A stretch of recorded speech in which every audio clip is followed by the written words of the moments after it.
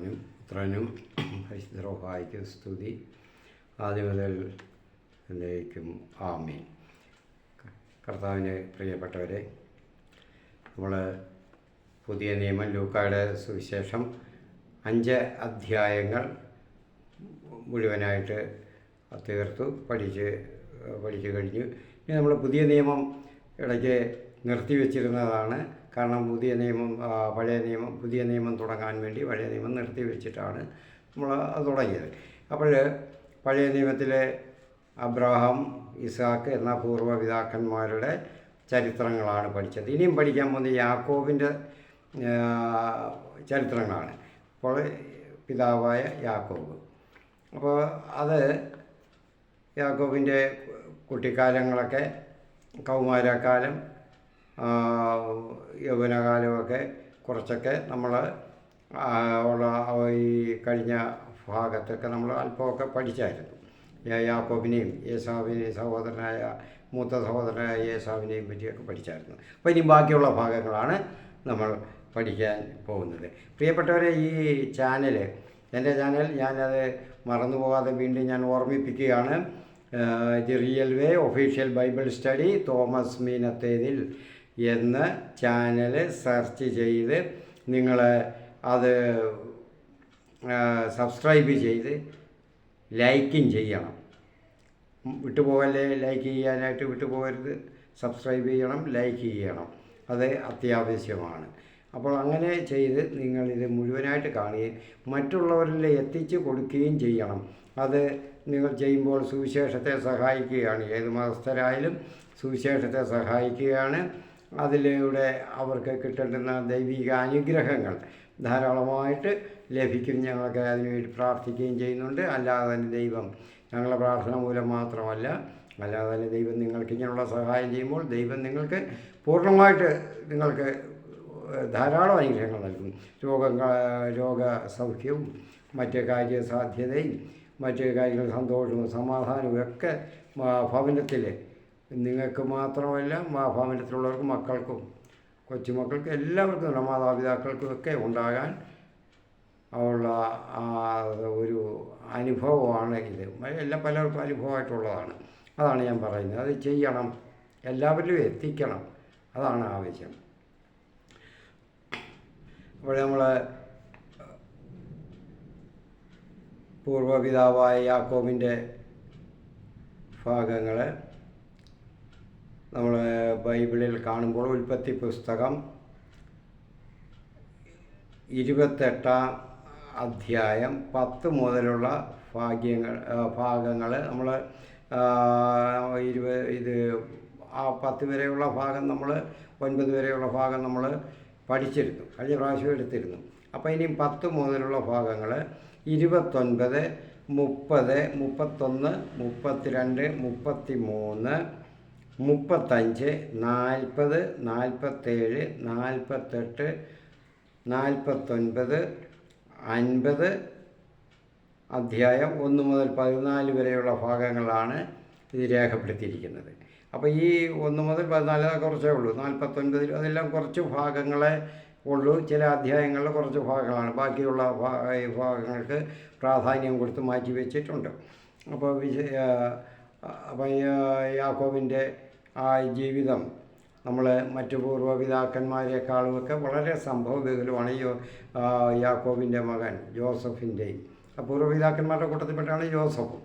അപ്പോൾ അത് നമ്മൾ പറയുമ്പോൾ ഒരുപാട് സംഭവബഹുലങ്ങളാണ്, ഒരുപാട് കാര്യങ്ങളാണ്. അതേസമയം യാക്കോബിൻ്റെ സ്വഭാവങ്ങളെ ഒക്കെ ശൈലി രീതികളുമെല്ലാം യോസഫിനെ പോലെയല്ല. ഒരുപാട് കുറ്റങ്ങളും കുറവുകളും എല്ലാം ധാരാളമുള്ള, മറ്റുള്ളവർക്ക് കുറ്റം പറയാവുന്നവർക്കും കുശുമ്പുകൾ പറയാവുന്നവർക്കും ഒക്കെ ധാരാളം പറയാനുള്ളതാണ്. അപ്പം എന്തുകൊണ്ടാണ് ഈ ചരിത്രകാരൻ, ഉൽപ്പത്തി പുസ്തകം ഇതൊക്കെ ചരിത്രമാണ് കേട്ടോ. 16-ാം അധ്യായം മുതലോട്ട് ഉള്ള ചരിത്രമാണ്. 11-ന് ശേഷം 11, 12 മുതൽ ചരിത്രമാണ്.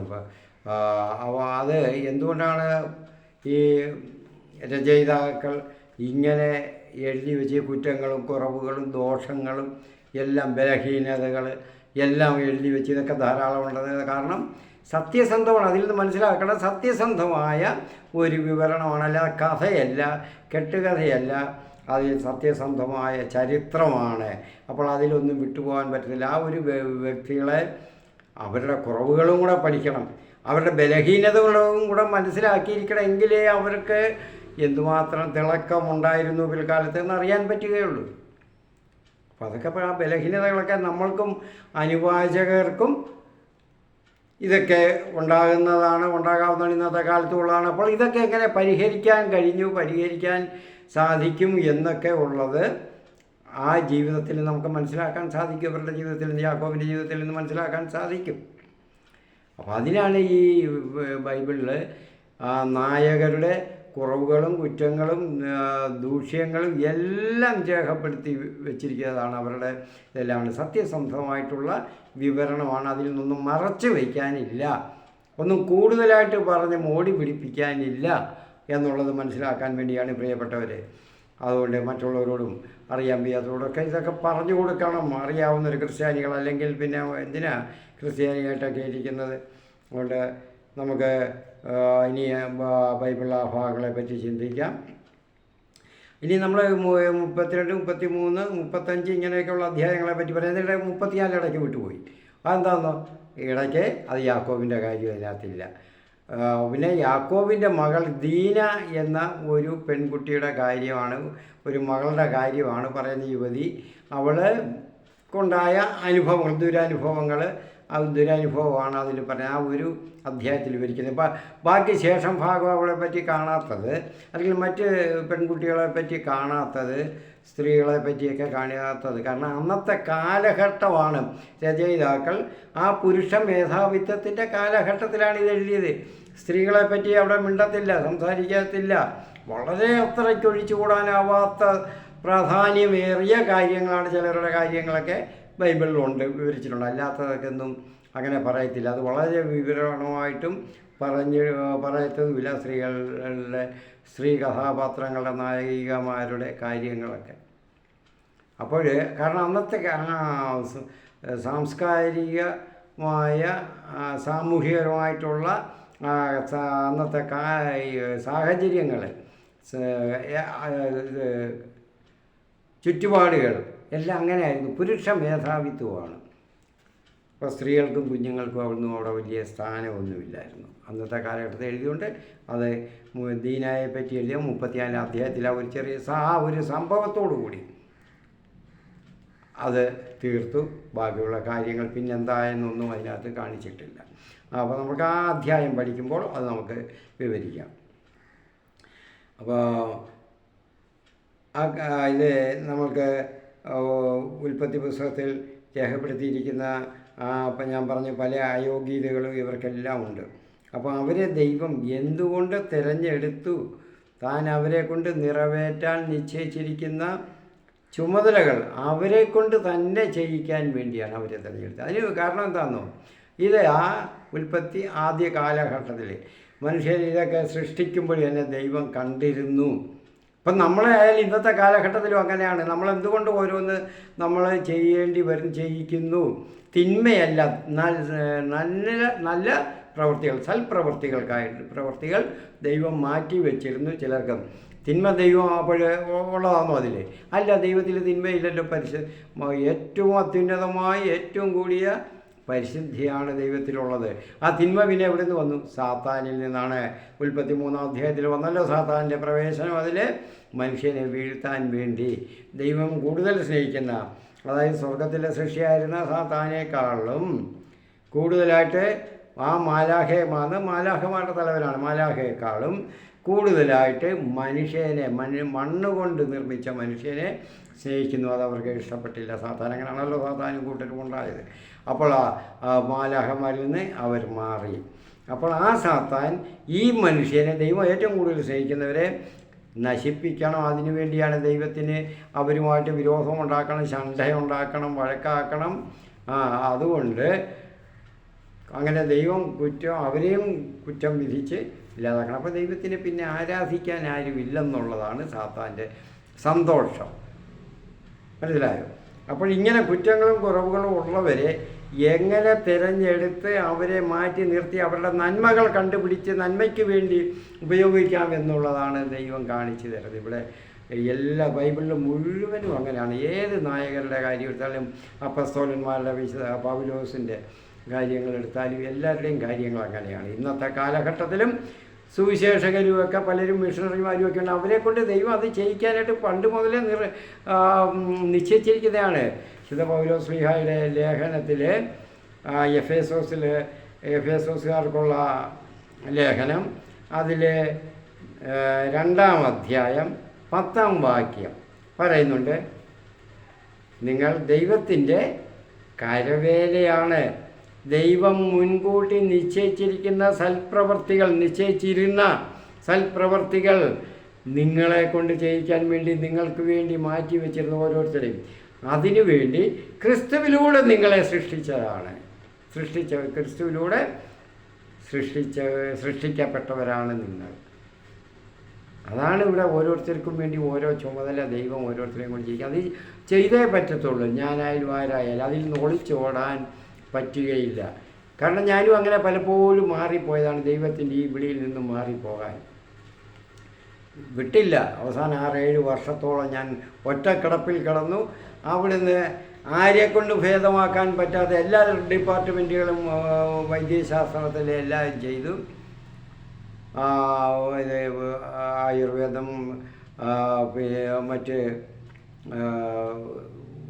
പല ശാഖകളിലും സിദ്ധ എല്ലാം ചെയ്തതാണ്. എന്നിട്ട് അതിൽ നിന്നും പറ്റത്തില്ല എന്ന് ബോധ്യപ്പെടുത്തിയിട്ട് ദൈവം എന്നെ എഴുന്നേൽപ്പിച്ചത് ഇതിനാണ്. 7 വർഷം കിടന്ന എന്നെ. അപ്പോൾ ഞാൻ ഒഴിഞ്ഞു മാറാൻ നോക്കിയപ്പോൾ ഇത് പറ്റത്തുള്ളൂ, 7 വർഷം അത്രയും കിടത്തിയേ പറ്റത്തുള്ളൂ. അപ്പോൾ അങ്ങനെയാണ്. അപ്പോൾ ഈ ഇതിനുള്ള കാര്യങ്ങളിൽ കൂടിയാണ് ദൈവം മനുഷ്യനാൽ അസാധ്യമായവ ദൈവത്തിന് സാധിക്കുന്നു എന്ന് നമ്മുടെ ബൗദ്ധിക ബുദ്ധിക്ക് ബോധ്യപ്പെടുത്തി കൊണ്ടാണ് നിരക്കുന്നതാക്കിയിട്ടാണ് നമ്മൾക്ക് ബോധ്യപ്പെടുത്തിയിട്ടാണ് ദൈവം പ്രവർത്തിക്കുന്നത്. അങ്ങനെയാണ് നമ്മൾ ഇതിലെല്ലാം കാണുന്നത്. ഈ ഉൽപ്പത്തിയിൽ നമ്മൾ പൂർവ്വപിതാക്കന്മാരിൽ പിന്നെ ഇങ്ങോട്ടുള്ള പുസ്തകങ്ങൾ ബൈബിളിൽ മുഴുവനും അതാണുള്ളത്. മനുഷ്യന് തോന്നണം, ദൈവം ഉദ്ദേശിക്കുന്ന പ്രവൃത്തികൾ ചെയ്യുന്നതിൽ നിന്ന് അവൻ ഒഴിഞ്ഞു മാറുമ്പോൾ അവന് തോന്നണം, ഇത് ദൈവത്തെ കൊണ്ടേ സാധിക്കത്തുള്ളൂ, ഇത് മറ്റുള്ള ഒന്നിനും സാധിക്കത്തില്ല, ഒരു ബുദ്ധിക്കും നിരക്കുന്നതല്ല. ആ ബുദ്ധിയൊന്നുമല്ല ഇത്, ആത്മീയ ബുദ്ധി, ദൈവത്തിൻ്റേതായിട്ടുള്ള ബുദ്ധി എന്ന് മനസ്സിലാക്കണം. അപ്പോൾ അസാധ്യമെന്ന് തോന്നുന്നത് സാധ്യമാണ്, ദൈവാദി ചെയ്യുക, ദൈവത്തിന് മാത്രമേ സാധിക്കത്തുള്ളൂ എന്നുള്ള ബോധ്യം വരണം. അങ്ങനെയാണ് ഞാനും ഈ രംഗത്ത് വന്നത്. അതുപോലെയാണ് സർവ്വമനുഷ്യർ ധാരാളം ഉള്ളവർ. അല്ലാതെ എങ്ങനെയാണ് വലിയ 4-5 ലക്ഷം രൂപ മാസം പ്രതിഫലം വാങ്ങുന്നവരുണ്ടായിരുന്നു.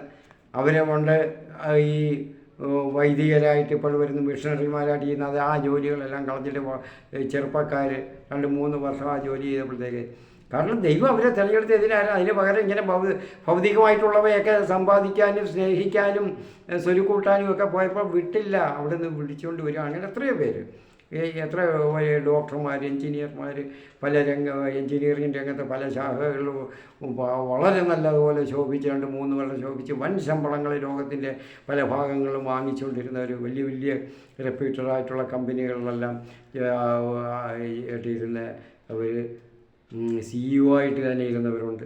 അവരൊക്കെ ഇത്രയും വലിയ ആദായം കളഞ്ഞിട്ടാണ് ഈ രംഗത്ത് വന്നത്.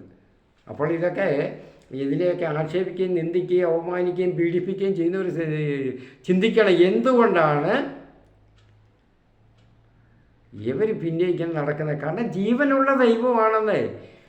ക്രിസ്ത്യാനികൾ ആരാധിക്കുന്ന ജീവനുള്ള ദൈവത്തെയാണ്, ജീവനില്ലാത്തതിനെ അല്ല ആരാധിക്കേണ്ടത്. ദൈവത്തിൻ്റെ സൃഷ്ടികളെ, മനുഷ്യർക്ക് വേണ്ടി സൃഷ്ടിച്ച പ്രപഞ്ച ശക്തികളെയും സൃഷ്ടികളെയും അല്ല ആരാധിക്കുന്നത്, ദൈവത്തെ തന്നെയാണ് ആരാധിക്കുന്നത്.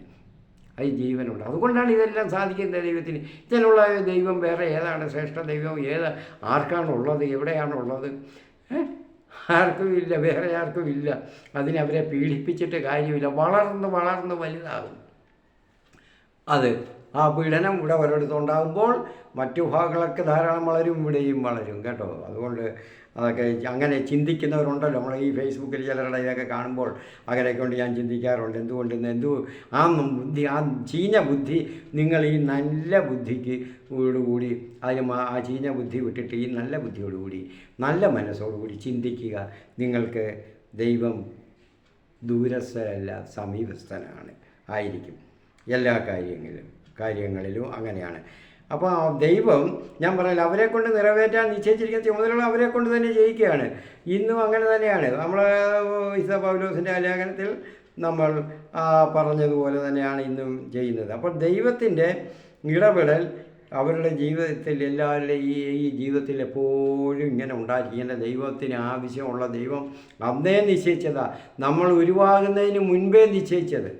അപ്പം അത് ദൈവത്തിൻ്റെ ഇടപെടൽ അവരുടെ ജീവിതത്തിൽ ഉണ്ടായിരിക്കും പലപ്പോഴും. അതുപോലെയാണ് ഞാൻ ഓരോ സന്ദർഭവശായിട്ട് ഓരോന്നായിട്ട് പറയാം, എല്ലാം കൂടി വിവരിച്ചുകൊണ്ടിരുന്ന അതിന് മാത്രമേ പറ്റത്തുള്ളൂ.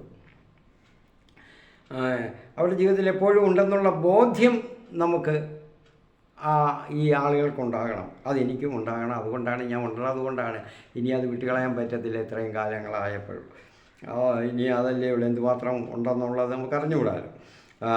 ആ ബോധ്യം അവർക്കുണ്ടാകണം. അപ്പം നിരന്തരമായുള്ള പ്രാർത്ഥന വഴി ദൈവിക ബന്ധവും അവർക്കുണ്ടാകണം. അതിനാണ് ഈ പീഡനം, ഈ അസ്വസ്ഥതകൾ, രോഗങ്ങൾ, സഹനങ്ങൾ ധാരാളം തരുന്നത്. നിരന്തരം നമ്മളപ്പോൾ പ്രാർത്ഥിക്കത്തില്ലേ, തീർത്തും വയ്യാതെ. ഇപ്പം ഞാൻ ഈ 7 വർഷം നിന്നപ്പോഴും നല്ലപോലെ പ്രാർത്ഥിക്കാൻ താല്പര്യം കാണിച്ചു പ്രാർത്ഥിച്ചു. അപ്പോഴാണ് ദൈവത്തിൻ്റെ ഇടപെടൽ, ആ ബന്ധം സ്ഥാപിക്കപ്പെടുന്നത്. അപ്പോഴാണ് ദൈവം നിന്നെ ഇന്ന ചുമതലയാണ് ഞാൻ ഏൽപ്പിച്ചത്, അത് ചെയ്തേ പറ്റുകയുള്ളൂ എന്ന് നമ്മളോട് സംസാരിക്കുന്നത്. എഴുന്നേറ്റോളാൻ പറഞ്ഞു. എന്നോടും അങ്ങനെ പറഞ്ഞു, എഴുന്നേറ്റോളാൻ പറഞ്ഞു. അപ്പോൾ ഞാൻ എഴുന്നേറ്റു. അപ്പോൾ അതുകൊണ്ടാണ് ദൈവം ഇങ്ങനെ തിരഞ്ഞെടുത്തിരിക്കുന്ന നായകർക്ക് എല്ലാം എന്തെല്ലാം കുറവുകളുണ്ടായാലും അവരെ അതിൽ നിന്നെല്ലാം ഇങ്ങനെ കൊണ്ടുവന്ന് ഇച്ചിരി പീഡനങ്ങളൊക്കെ, ഇച്ചിരി സഹനങ്ങൾ കൊടുത്ത്, പീഡനങ്ങളല്ല സഹനങ്ങൾ കൊടുത്താണ് അവരെ ഇവിടെ കൊണ്ടുവന്ന് ഇങ്ങനെ ഓരോന്നിനും കൊണ്ടുവരുന്നത്. അപ്പോൾ അങ്ങനെ ഉണ്ടാകണം. അപ്പം മനുഷ്യബുദ്ധിക്ക് സാധ്യമായത് ദൈവത്തിന് സാധ്യമാണെന്നുള്ള ബോധ്യം നമുക്കുണ്ടാകണം. അപ്പം ഞങ്ങൾക്കൊക്കെ എനിക്കും ഉണ്ടാകണം. അല്ലാതെ ഞാനും അങ്ങനെയൊക്കെയായി ചിന്തിച്ചത് രോഗാവസ്ഥയിൽ. ഇതിങ്ങനെ സാധിക്കുമോ, ദൈവത്തിന് ഇതൊക്കെ സാധിക്കുമെന്ന്. അപ്പോൾ ദൈവത്തിൻ്റെ ഉദ്ദേശം നിറവേറ്റാനുള്ള ആത്മീയ ശക്തി ഇവരിലുണ്ടാകണം. അതാണ് ഈ പൂർവ്വപിതാക്കന്മാരുടെ കാര്യം പറഞ്ഞിട്ട് ഞാൻ പറയുകയാണ്. അവരിലൊക്കെ ഉള്ള ഒരുപാട് വായിക്കുന്നവർക്ക് ഒരുപാട് കുറവുകൾ കാണാൻ സാധിക്കും, അബ്രാഹാം മുതൽ ഇങ്ങോട്ട്. അപ്പോൾ അതൊക്കെ ദൈവം ആ ഉദ്ദേശം നിറവേറ്റാനുള്ള ആത്മീയ ശക്തി അവർക്കുണ്ടാകും. നിരന്തരമായ ദൈവിക ബന്ധം, പ്രാർത്ഥന ബന്ധം, ഇതൊക്കെ ഉണ്ടാകും. നമ്മൾ ഇന്ന് അങ്ങനെയാണ്. യാക്കോബിൻ്റെ കാര്യത്തിലാകട്ടെ, എന്തുകൊണ്ട് യാക്കോബ് എന്ന് പറയുമ്പോൾ സാധാരണ ബുദ്ധിക്ക് നിരക്കുന്നതല്ല. യാക്കോബിനെ തിരഞ്ഞെടുക്കാൻ എന്താണ് കാര്യം? ഒരുപാട് ദോഷങ്ങളുള്ള മനുഷ്യൻ. അപ്പോഴേ അതിൻ്റെ കാരണം എനിക്ക് മനസ്സിലാകുന്നത്, ഏത് കാര്യത്തിനും വേണ്ടി ഉദ്ദേശിച്ചിട്ടുണ്ടോ അതിന് സധൈര്യം ധീരമായിട്ട് മുൻപോട്ട് വളരെ ഔത്സുക്യത്തോടു കൂടി തന്നെ മുന്നോട്ട് പോകാനുള്ള ഒരു ഇച്ഛാശക്തി, ഒരു ആത്മധൈര്യം, ആത്മബലം, അതാണ് ദൈവം കണ്ട പ്ലസ് പോയിൻ്റ്. യാക്കോബിനെ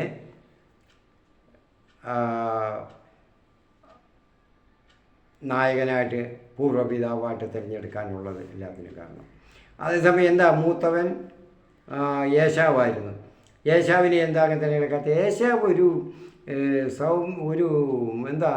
അപ്പോഴത്തെ കാര്യം അപ്പോഴത്തെ സാധിച്ചു, പിന്നെ അതിനപ്പുറം എന്തിനാ ഇപ്പോൾ ചിന്തിക്കുന്നത്, അപ്പോഴാകട്ടെ എന്നുള്ള രീതിയായിരിക്കും. അതല്ല, ദൈവിക ഉദ്ദേശം നിറവേറ്റണമെങ്കിൽ മനസ്സിൽ നിശ്ചലമായ നിരന്തരമായ ആ ഒരു ലക്ഷ്യം, ആ ഒരു ഉദ്ദേശം തന്നെ ഉണ്ടായിരിക്കണം. അത് മനസ്സിനെ മതിച്ചുകൊണ്ടേയിരിക്കണം എപ്പോഴും. അത് പൂർണ്ണമാകുന്നതിലാണ് തൃപ്തി, സന്തോഷം എന്ന് കണ്ടിരിക്കണം. ഏശാവ് അങ്ങനെയല്ലായിരുന്നു. അപ്പോഴത്തെ കാര്യം, അപ്പോഴത്തെ ബലഹീനതകൾ, അതൊക്കെ ഒന്ന് സാധിച്ച് കിട്ടിയാൽ പിന്നെ എളുപ്പമായിരുന്നു. അറിയാമല്ലോ, ആ 30 സ്ഥാനം കൊടുത്ത പായസം കുടിച്ചത് എന്ത് വലിയ ഒരു സ്ഥാനമായിരുന്നു 30 സ്ഥാനം അന്നത്തെ കാലഘട്ടത്തിൽ. അത് കൊടുത്ത് നിസ്സാരമായിട്ട് കരുത്. കാരണം ദൈവം കൽപ്പിച്ചതനുസരിച്ചാണ്. കടിഞ്ഞൂൽ പുത്രനാണ് കുടുംബത്തിൻ്റെ നായകൻ, കുടുംബവും അവനാണ്, അല്ലെങ്കിൽ ഇളയവനല്ല. അവൻ ഈ മൂപ്പൻ എന്ത് ചെയ്യണം? മൂപ്പ് സ്ഥാനമുള്ളവൻ, മൂത്ത പുത്രൻ, അവനാണ് കുടുംബത്തിൻ്റെ മേൽനോട്ടക്കാരൻ. ബാക്കിയുള്ളവരൊക്കെ പരിപാലിക്കേണ്ടുന്നത് എല്ലാ അധികാരവും അവകാശവും ഒക്കെ അവനാണ്. മറ്റുള്ള ഇളയവർക്കും മറ്റ് സഹോദരങ്ങൾക്കും എല്ലാം കൊടുക്കുന്നതിനേക്കാളും 3 ഇരട്ടി പങ്ക് സമ്പത്തിൻ്റെ, സ്വത്തിൻ്റെ കാര്യത്തിൽ ഉണ്ടായിരിക്കണം. അപ്പോൾ ആ സ്ഥാനം ഏശാവ് എന്താ നിസ്സാരമായിട്ട് കളഞ്ഞു. യാക്കോബാകട്ടെ സൂത്രഭാവം പ്രയോഗിച്ചാണ് അത് തട്ടിയെടുത്ത്. എന്നാലും അവൻ്റെ ലക്ഷ്യം ഉണ്ടായിരുന്നു, എനിക്ക് പ്രധാനിയാകണം, ഒന്നാമനാകണം എന്നുള്ള. അപ്പോൾ ആ ഒരു ചിന്തയാണ് ഇതുള്ളത്. നമ്മളിങ്ങോട്ട് കാണുമ്പോൾ യാക്കോബിൻ്റെ യോഹന്നാൻ സ്നാപകൻ വരെയുള്ള എല്ലാവരുടെയും കാര്യം ഇത് തന്നെയാണ്. ആ ഒരു ഔത്സുക്യം, അതാണ് ഒരു ശക്തി. എനിക്ക് മുമ്പിലെത്തണം, എന്നെ ഏൽപ്പിയ കാര്യങ്ങൾ ഇന്നതെനിക്ക് ചെയ്യണം, ചെയ്തേ പറ്റത്തുള്ളൂ. അതിലൊരു വിട്ടുവീഴ്ചയും ഒരു തരിമ്പും വിട്ടുവീഴ്ചകളും പാടില്ല എന്നുള്ളതായിരുന്നു. അത് നമ്മൾ പറയുമ്പോൾ ഒരുപാട് അങ്ങ് പറഞ്ഞു പോകും. അതുകൊണ്ട് ഈ നമ്മൾ നോക്കുമ്പോൾ നമുക്ക് ഭാഗത്തോട്ട് കടക്കാം. പൂർവ്വപിതാക്കന്മാരിൽ പ്രത്യേകിച്ച് യാക്കോബിലാണ് ഇസ്രായേൽ ജനത്തിൻ്റെ ശ്രദ്ധ മുഴുവനായിരുന്നത്. പറയത്തില്ല യാക്കോബിൻ്റെ ദൈവം എന്ന് പറയുന്നത്.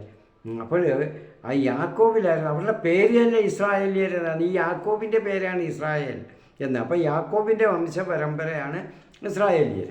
അപ്പോൾ അവരുടെ ശ്രദ്ധ മുഴുവൻ അതുകൊണ്ട് യാക്കോബിലാണ് കൂടുതലും. മറ്റ് പിതാക്കന്മാരെ കാളും അപേക്ഷിച്ച് അബ്രഹാമിലും ഒക്കെ ഉണ്ട്. അങ്ങനെയല്ല, അവരുടെ പൂർവ്വപിതാ അബ്രഹാമാണ് എന്ന് ഏറ്റു പറയുന്നു എപ്പോഴും. പക്ഷേ യാക്കോബിനോട് അവർക്കൊരു പ്രത്യേകത ഉണ്ടായിരുന്ന ഇസ്രായേൽ എന്നുള്ള യാക്കോബിൻ്റെ പേര് ദൈവം ഇസ്രായേൽ എന്ന് മാറ്റിയിട്ടിരുന്നു. അവർക്ക് അതുകൊണ്ട് അങ്ങനെയൊക്കെയുള്ളൊരു വൈകാരികമായ ബന്ധം അന്നുകൊണ്ട് ഇപ്പോഴുമുണ്ട്. ഇവിടെ യാക്കോബ് ഉൽപ്പത്തി 50 ഫറവോയോട് പറയുന്നുണ്ട്. ഫറവോ യാക്കോബിനെയൊക്കെ സ്വീകരിച്ച് അവിടെ വലിയ ബഹുമാനം ആദരവോടുകൂടി സ്വീകരിച്ച് അവിടെ തന്നെ ഈജിപ്തിൽ തന്നെ താമസിപ്പിക്കുമ്പോൾ അതിന് പറയുന്നുണ്ട്, എൻ്റെ ജീവിതം ഒരു യാത്രയാണ്.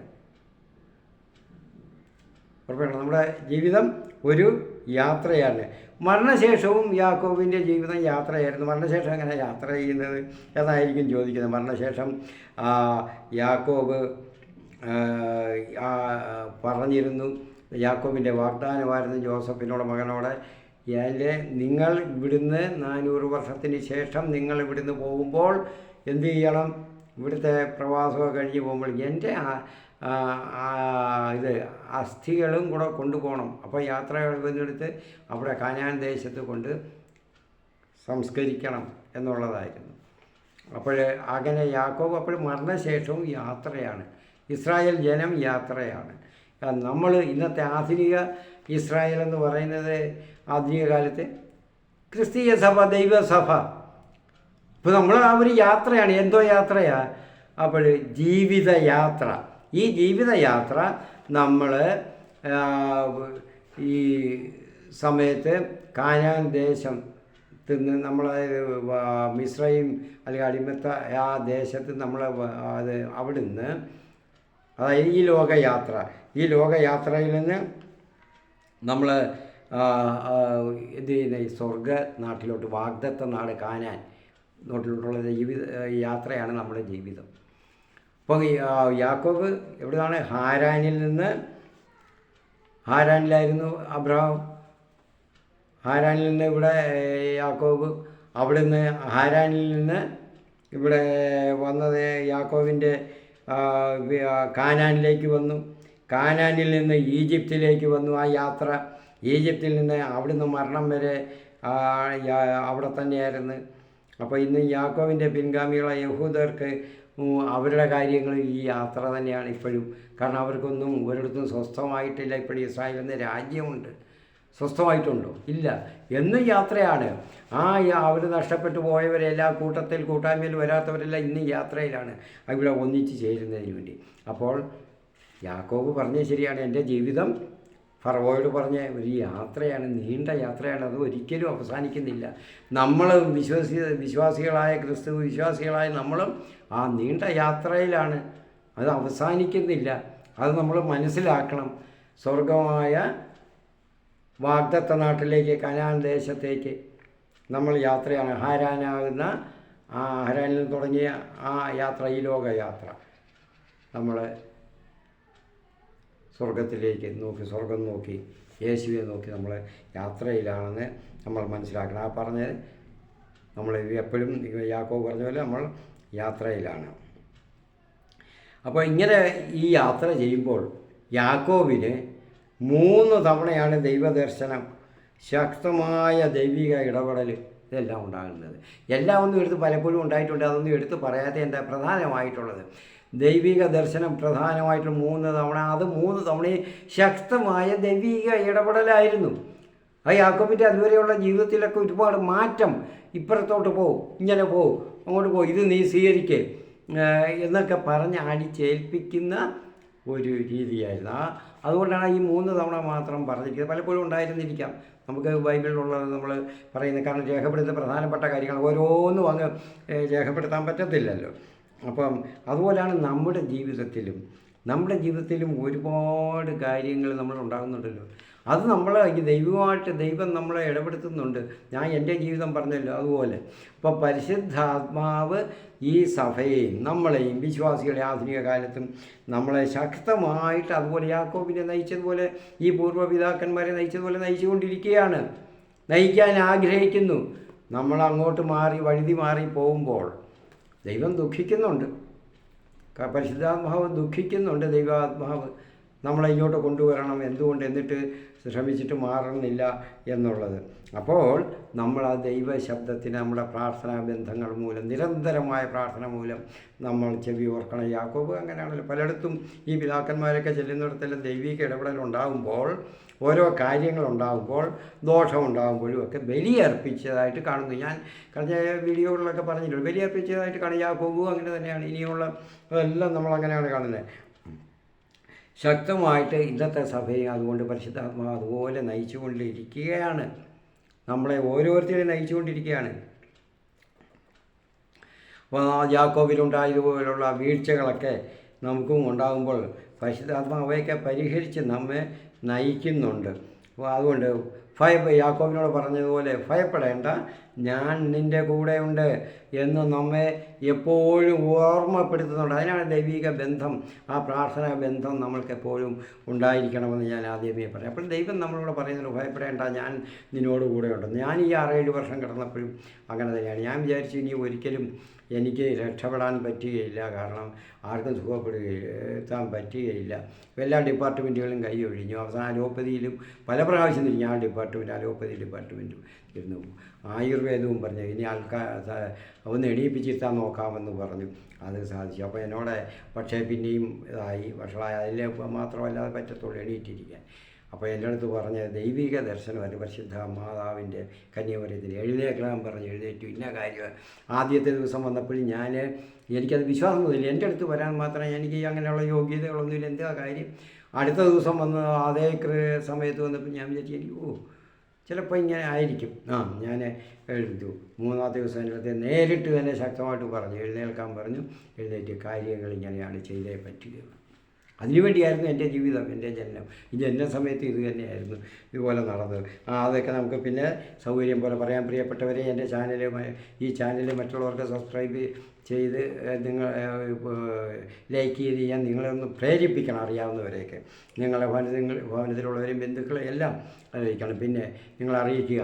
പിന്നെ മറ്റു മതസ്ഥരായാലും രോഗപീഠകളൊക്കെ അനുഭവിക്കുന്നവരായാലും കഷ്ടതകളും ദുരിതങ്ങളും വേദനകളും ഒക്കെ നിരാശകളും ഒക്കെ അനുഭവിക്കുന്നവരായാലും ദൈവവചനം കേൾക്കുമ്പോൾ, സത്യദൈവത്തിൻ്റെ വചനം കേൾക്കുമ്പോൾ അതിൽ നിന്നെല്ലാം വിടുതലുണ്ടാകും, മാറ്റം ഉണ്ടാകും. മറ്റ് ദുഷ്ടാരൂപികളെല്ലാം വിട്ടുപോകും. പ്രിയപ്പെട്ടവരെ, അതുകൊണ്ട് അങ്ങനെയുള്ള അവസരങ്ങൾ നമുക്ക് ആ സാഹചര്യം പിന്നെ മേലിൽ ഉണ്ടാകത്തില്ല. അപ്പോൾ അങ്ങനെ അതുകൊണ്ട് ഇതൊക്കെ കേൾക്കണം, എല്ലാവരും കേൾക്കണം, എല്ലാവർക്കും വേണ്ടിയാണ്. അതുകൊണ്ട് നമ്മൾക്ക് ഇന്നത്തെ ആ യാക്കോബിനെ പൂർവ്വപിതാവിനെ പറ്റിയുള്ള ഭാഗം നമുക്ക് ഇത്രയും പറഞ്ഞത് അവസാനിപ്പിച്ചുകൊണ്ട് ഇനി പിന്നെ നമുക്ക് അടുത്തതൊക്കെ ഓരോ അധ്യായങ്ങളിലോട്ട് നമുക്ക് കടക്കാം. നിർത്തുന്നു. ആമേൻ. ദൈവനാമത്തിന് മഹത്വം ഉണ്ടാകട്ടെ.